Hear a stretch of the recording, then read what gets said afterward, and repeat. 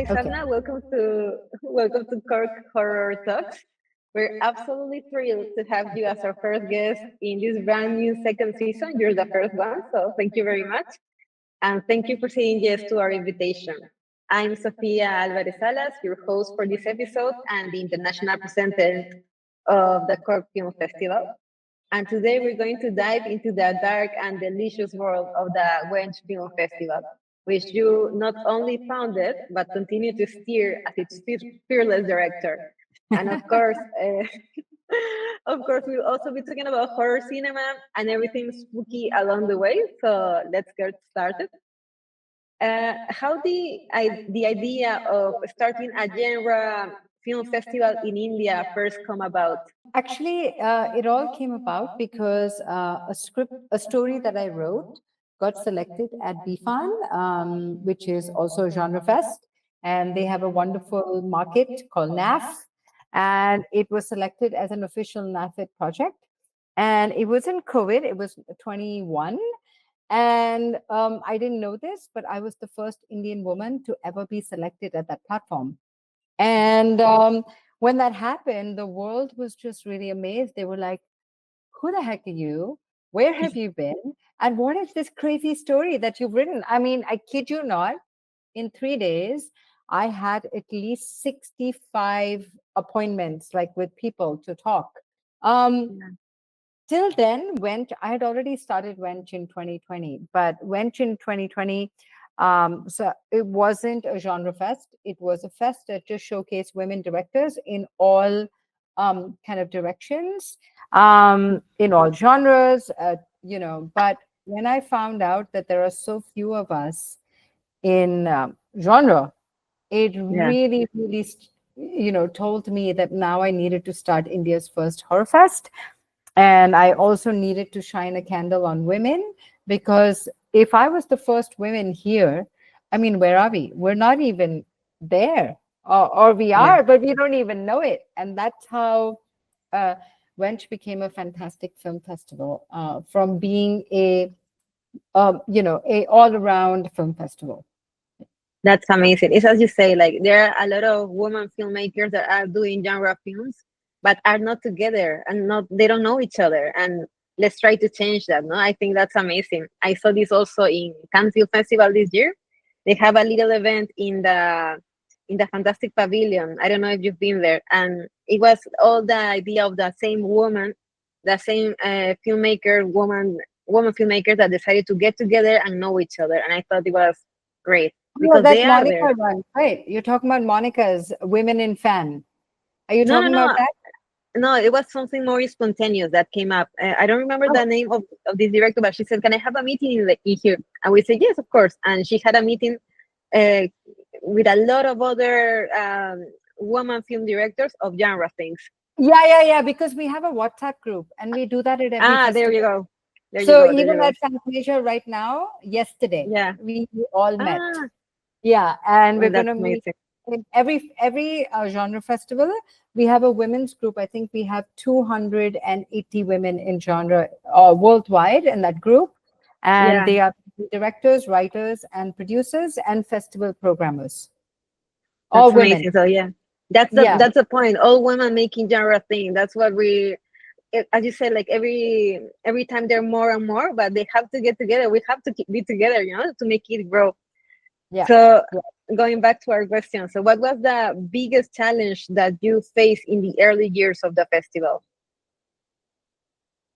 I think there were a lot of challenges. There still are a lot of challenges. I can imagine. I mean, we don't have funding really, so I kind of fund that with my savings. The thing is, how do you continue running a genre fest without support from the local government, without support from anyone really? Also, there's no blueprint for genre fest in India because it doesn't exist. So I am creating that blueprint as I go. And that's why it's becoming quite wonderful. And in a way, we have branched out to many things. So when you see all things horror, sci-fi, fantasy in India, it will lead you to us because that's what we're building.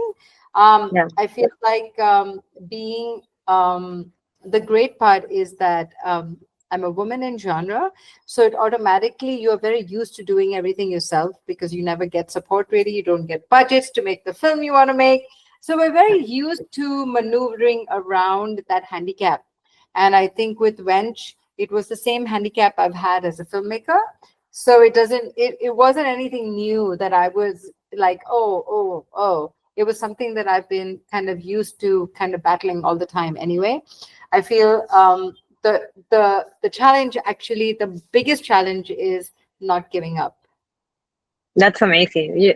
That's a great concept to follow. Not giving up, because everything could be difficult along the way, but you're resilient. It's gonna be very difficult. Yeah, and it still is. I mean, we are coming up. We just finished our 5th edition. And we're just starting submissions for our 6th edition, which is next year. But I have some very big news. We just signed the MOU today, I can tell you. We have tied up with one of India's biggest film institutes, called SRFTI, Satyajit Ray Film Institute, which is in Calcutta. And so Wench is going to have this massive venue next year. That's amazing. Yeah, it's big. I am very excited about this. So it just happened literally an hour ago. We just signed the MOU. Yes, it's that KORK Film Festival energy going through you. Like, yes, let's get things done. Of course, that's amazing. So yeah, I've been at it for like 2 months. The proposal going back, going forth, back, forth. It doesn't happen at one time, but it's happened. Yeah, I'm so happy. Congratulations, well deserved for sure. Thank you. How big is your core team, and can you walk us through to a typical festival week for you? You're talking to the core team. Oh, got it. Yeah, it's me, myself, and I. That's why my pronouns are they. They, them. True problem solver. Yeah. Oh my God! Wow. That's very. I have a lot of volunteers. They've been really amazing. They come when we need them. We have a monthly screening program, so we have a wonderful Vashisht on our team who handles that.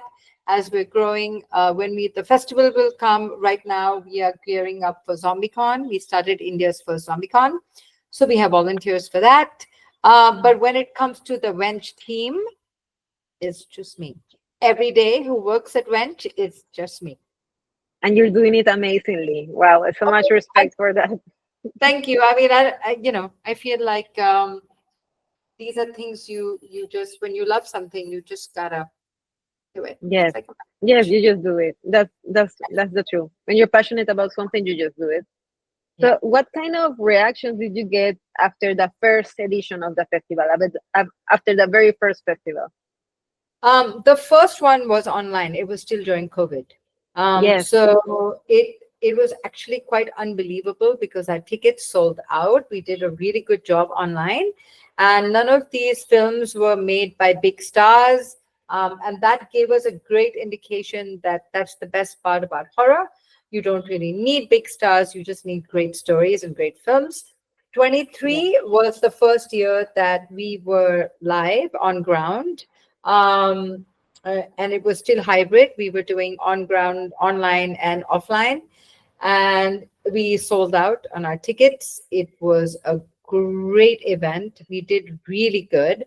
And since then, 24, we grew bigger. This year, 25, we grew much bigger. So since we've like started, we're just growing bigger, which is scarier because bigger without sponsors means a lot more work. Most important. Yes. So so there's been a lot of work. Maybe we will see a core team growing, maybe. Because since you're having so much work, but you need funding for that. You need to hire. See, we have volunteers, but to really have a core team who's working with you all the time, you need to hire people, and for that you need funding. That will change. I'm really not worried. I'm quite okay doing this right now, like this. Okay. And did you feel like people were reacting like, finally something like this exists, like a horror film festival in India. So we were always depending on international films for our curation. Cut to in 24, we had so many Indian films that we actually started an India Focus Day. So that just tells you how the number of films grew, because we gave them a place to showcase their films. So we're starting a community, we're starting conversations, which never existed before. So the passion, the anxiety, as we grow, we don't have that kind of money to also really publicize our festival to all of India. It takes a lot, but worldwide, Wench has gathered a lot of goodwill. We have partnered with the biggest festivals. In fact, this year we were with Fantasia and Imagine. So we're taking right now. We're curating for 3 big festivals. We can't name them right now because it'll be publicly announced soon. So we are taking some really big steps to make sure that our filmmakers from India and Southeast Asia get heard worldwide. That's amazing. So I was wondering about the name, because Wench is definitely an intriguing name. How did you land on that? How was the name created? So Wench also has a very negative connotation. It actually goes back, and if you can see, it's actually for a witch, for a bar hag, for a prostitute. Even a racial slur actually is how it's used nowadays.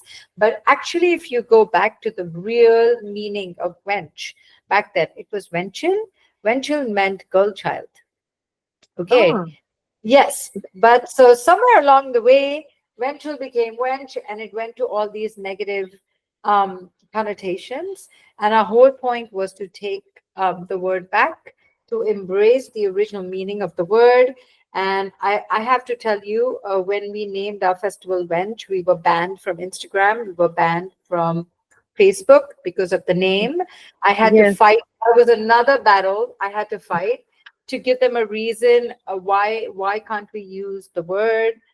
And since we put it on our website, the real meaning of what wench is, and we've put it out everywhere.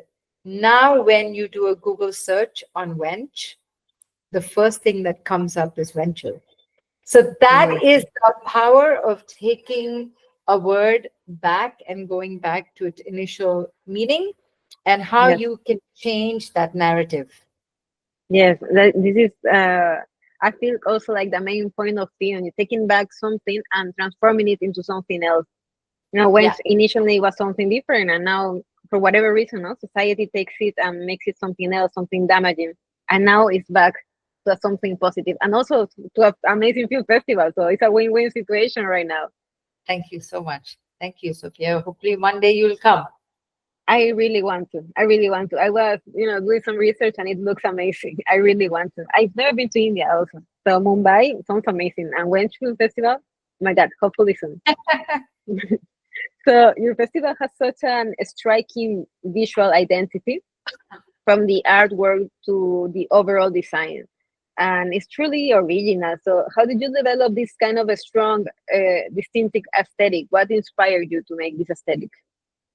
I think I've always been illustrated, as you can see by my body art itself. I'm like, walking art.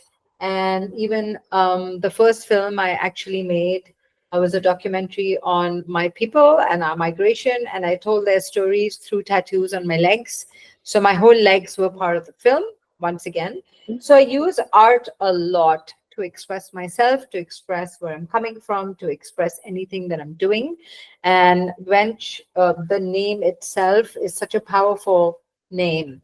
And it just, horror, sci-fi, fantasy just leads to just such fantastic artwork. I mean, how can you not? You know what I mean? Even if you look at our cinema, if you look at posters, but I was very clear that I wanted our art to reflect more where we come from, and not just the Western version of what horror is.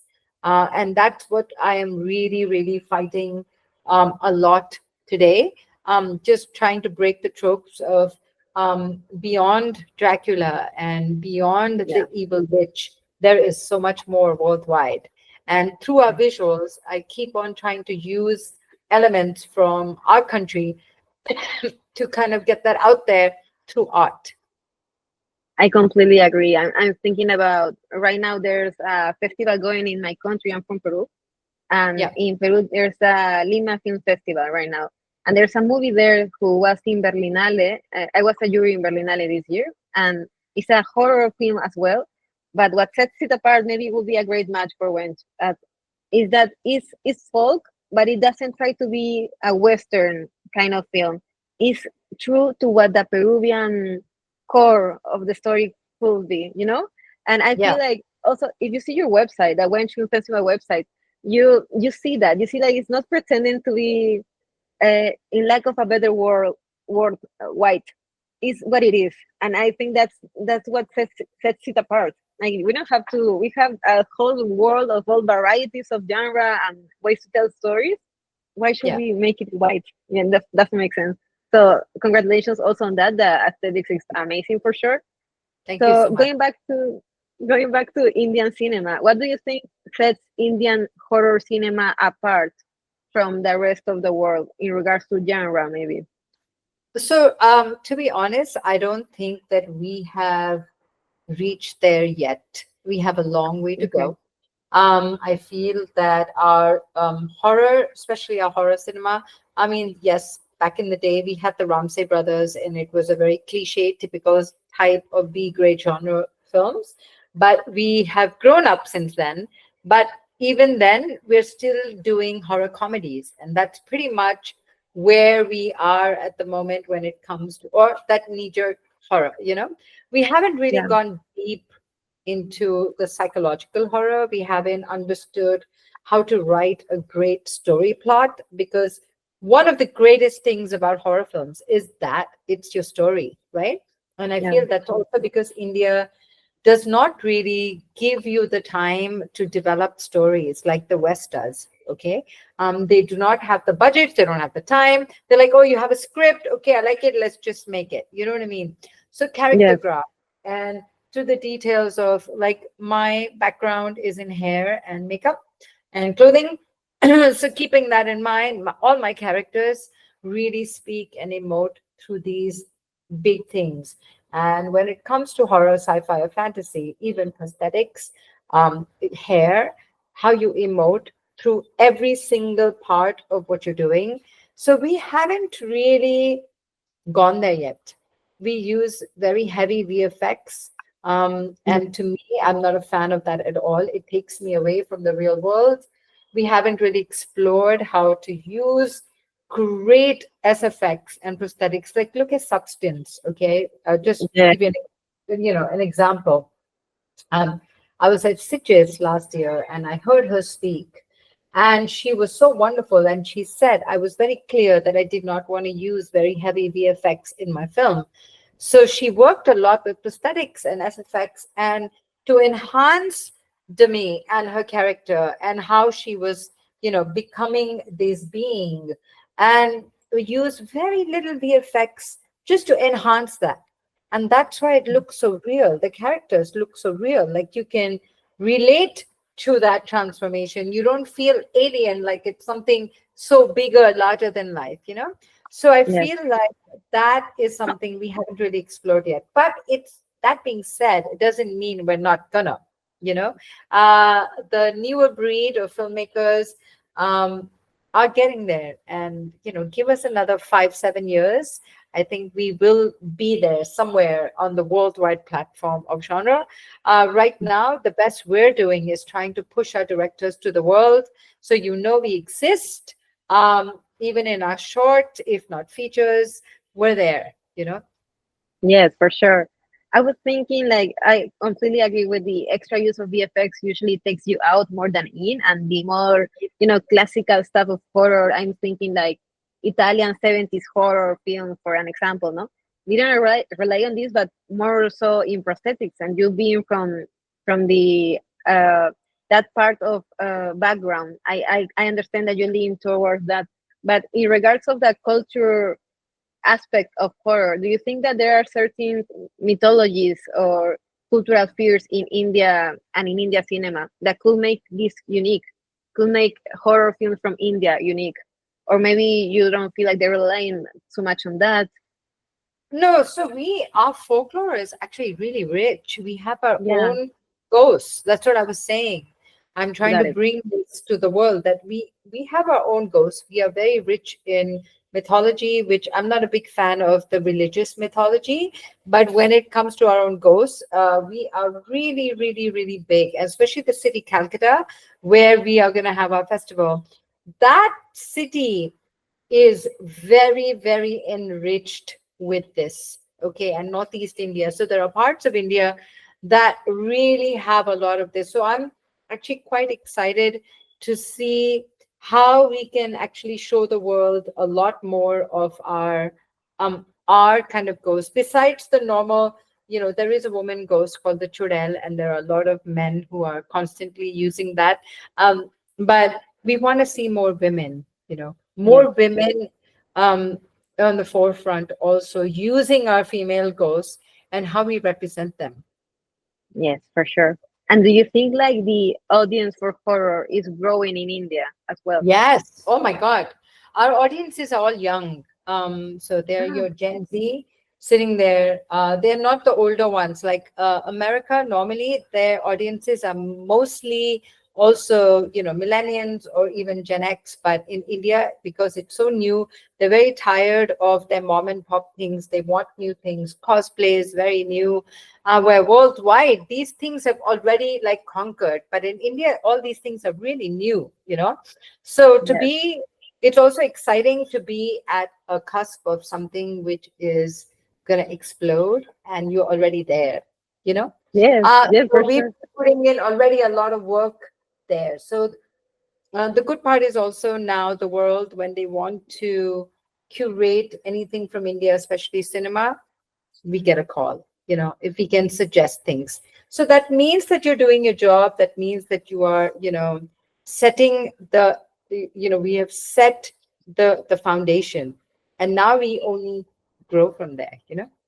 Yeah, that's amazing. Obviously, like as you said, in a 5 years, 7 years, we'll be looking at India and India filmmakers and see when did this started, and going Yeah. back to you, going back to Wench. So this is amazing. So you're also a member of the Melie International Festival Federation, which is amazing. It's a big deal for genre film festivals. Oh my God! And how I am amazed. Actually, we were told at Sitges last year that they were going to consider us, and we would see. Yeah, And we were also told that we keep on saying that we are India's first genre fest, but we were also told, but do you know that you are Asia's second? When you put it in that perspective, that's oh massive. my God, yeah, Asia, yeah.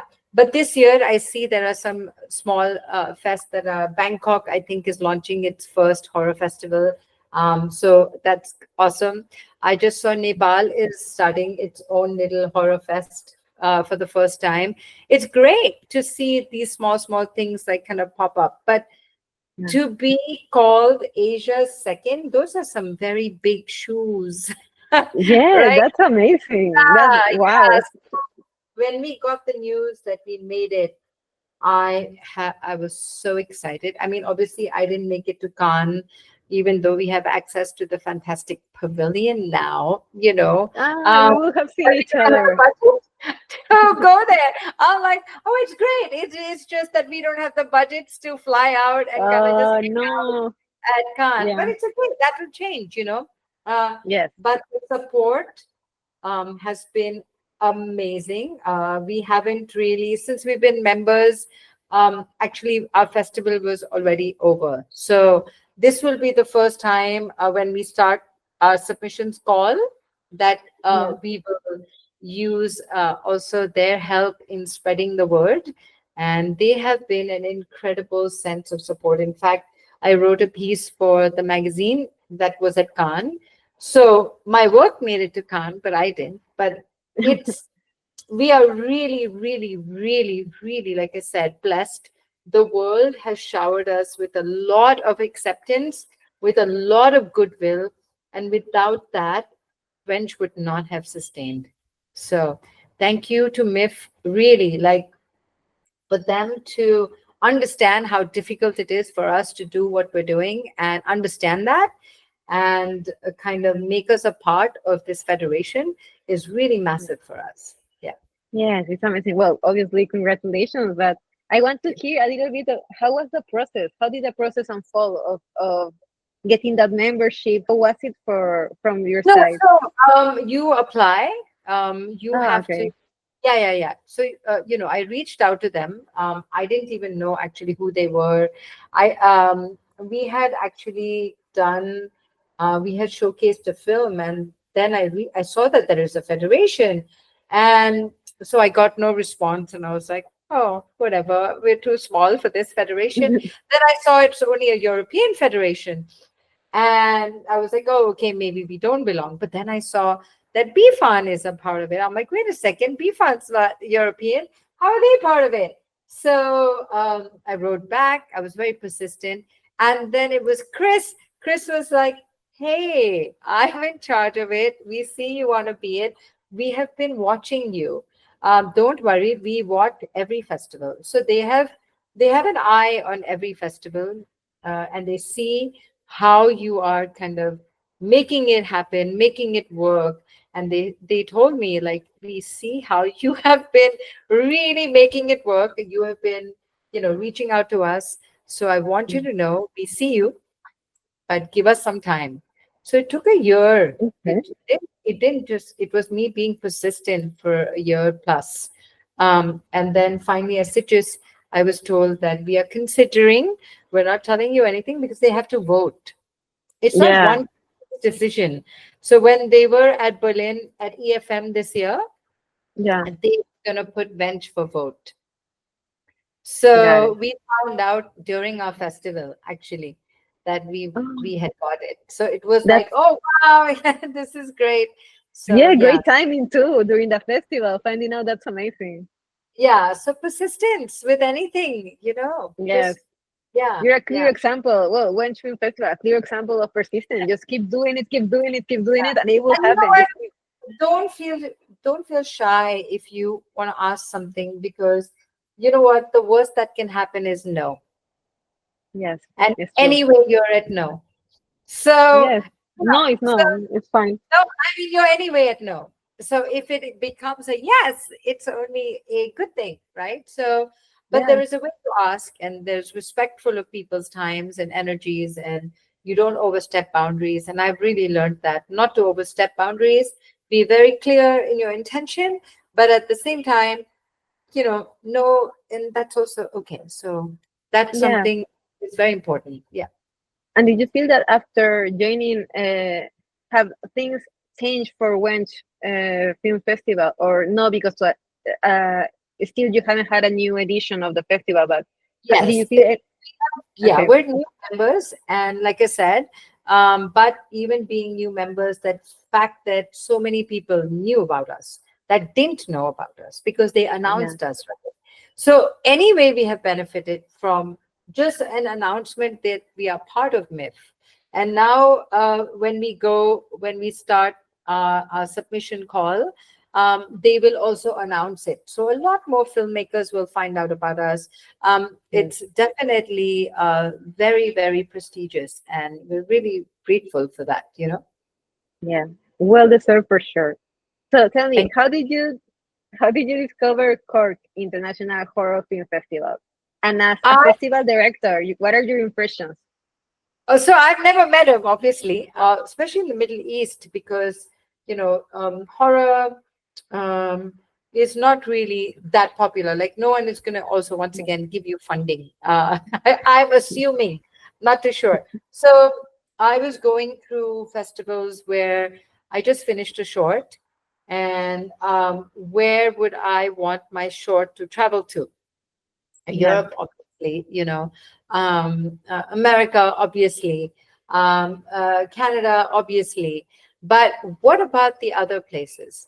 And Mhm. in that, I found KORK. and I reached out and I was like, hey, we would love to curate for you. I don't know, that was also a thing where we think that there is a great synergy there, where bringing films from our countries to each other's countries would be a really amazing thing to do. So that's how the conversation started. And Onur has been really wonderful. And then all of a sudden, I got this mail with all these ideas. And I said, yes. So we have a lot of plans, which will unfold slowly. And I'm very excited that this synergy has just kind of taken place. Yeah. Yeah, so it's an amazing, and we will see it very, very shortly. So that's good. That's great. So this year, also there's talk of Wench and KORK becoming, as we say, official partners festivals, which means, as you say, shared selections, collaborations, and general solidarity.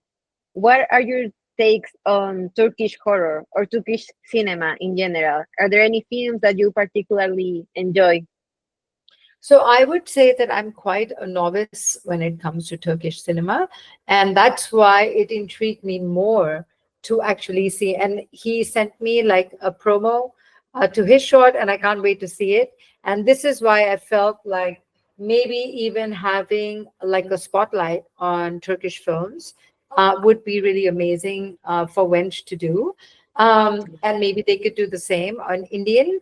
And that's how we get cinema from each other's countries to be watched in each other's countries. So that is the whole goal. Even for someone like me to be educated, in that. Yeah. Well, that's the goal, as you say, to exchange in this cultural exchange, to be able to show each other's cinema to the public, and everyone can learn more and see more. That's the goal. Oh my God, always. Yeah. So what are your dreams and plans, for the future of Wench? How do you see it going forward? I would say, I still want to keep the core of indie alive. I feel what happens with festivals, the greed of becoming very big consumes you. And sometimes that could consume you to such a level that the festival becomes like VFX.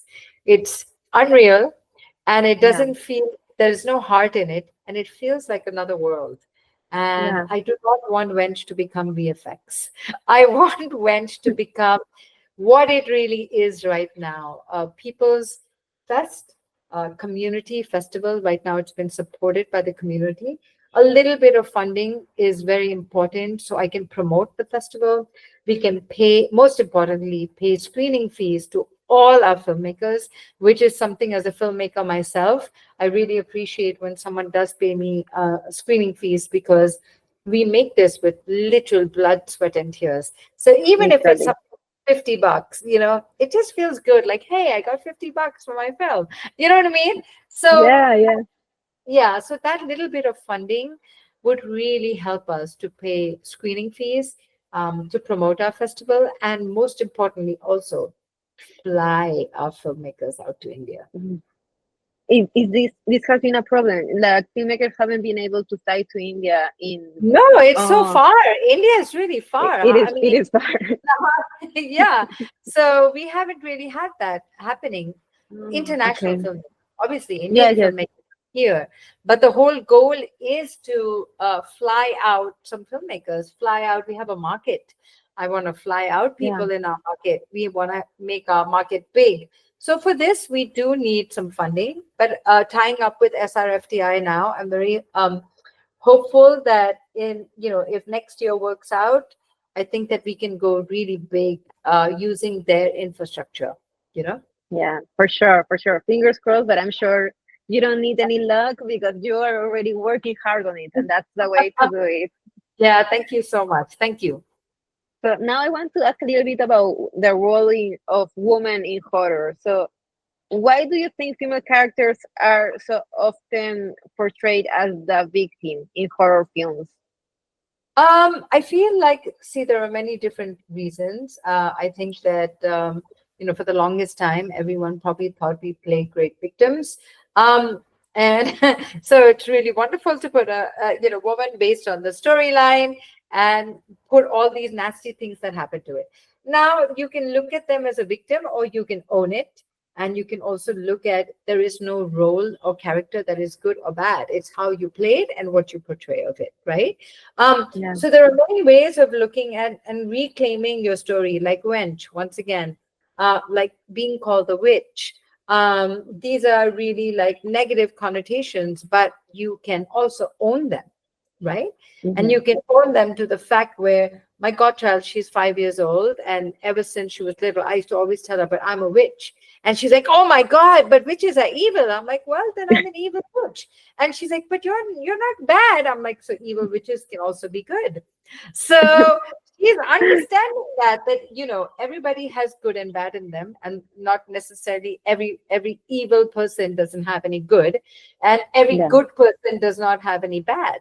So these characters in horror, I feel, can be written so beautifully and so rich, where you have a lot of that personality. And I think in the new genre that is being written by women, the layers that are coming up are really, really, really wonderful. Yeah. And hence women are very important in this dialogue, in telling our own stories. You can Yes. still cast us as a witch, no problem, but that witch will have many different layers that did not exist before.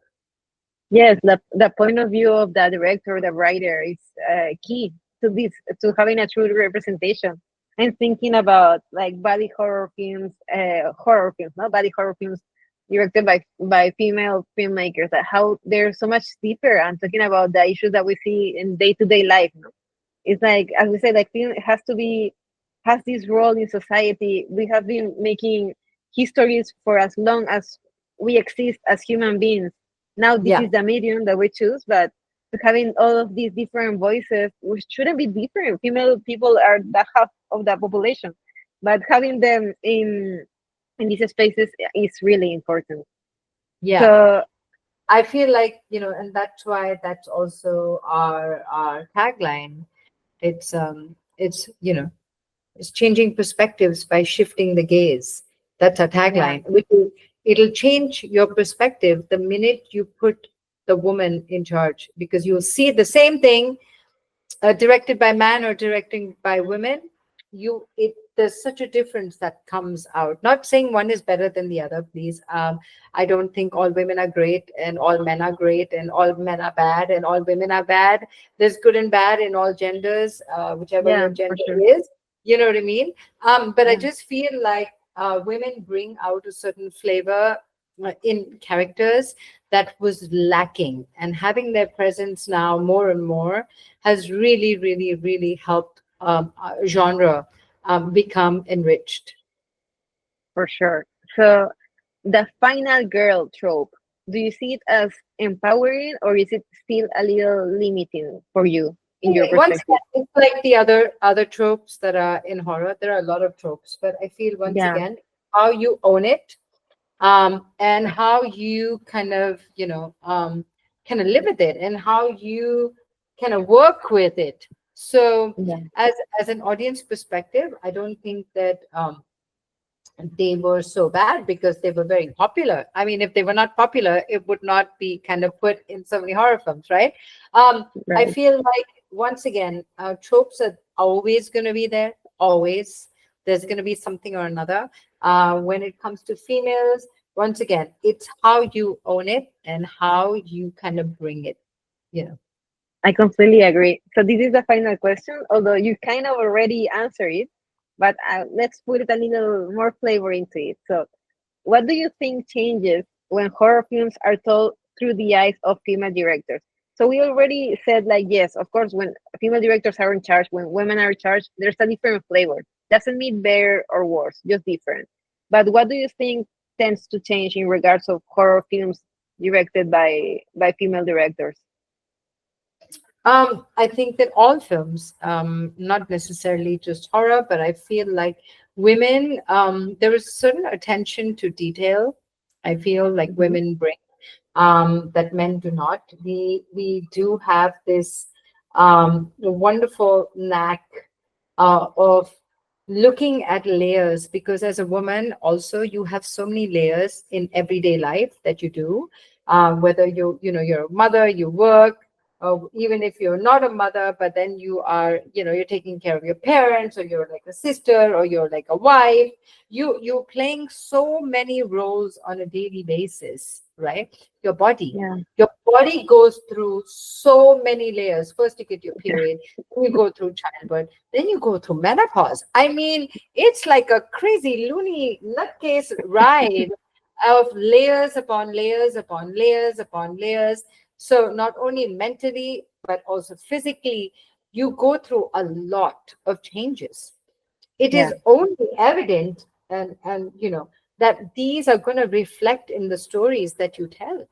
Someone who's gone through menopause, yeah, and they're going to write about a character, even if the character is young, okay, it's going to Mhm. have weight of someone who's gone through so many changes in their lives. That character is going to reflect that, so Yes. men are also great, but unfortunately men do not go through ridiculous amounts of changes in their lives, like, and even monthly, just having your period, going through half your month is just gone. And first I had cramps, then I had my period, and then I'm okay for like, 1 week, Yeah, then I'm 2 days, and then again, and what's no, happening? it's like crazy. So those are those tropes as well, like you're PMSing or blah blah blah, So Yeah. yes, I am. Like, yes, I am. You own it, So I'm just Yeah. saying, like, when your body goes through so many emotions all the time, your characters are gonna go through them as well. Yes. Yes, for Yeah. sure. I think you said it perfectly. So Yeah. before we wrap up, is there anything that you like to add or say to our listeners? No, I just want to say thank you so much for having me. I want to tell your listeners, I can't wait to bring you a slice of our cinema, and I can't wait to watch a slice of your cinema.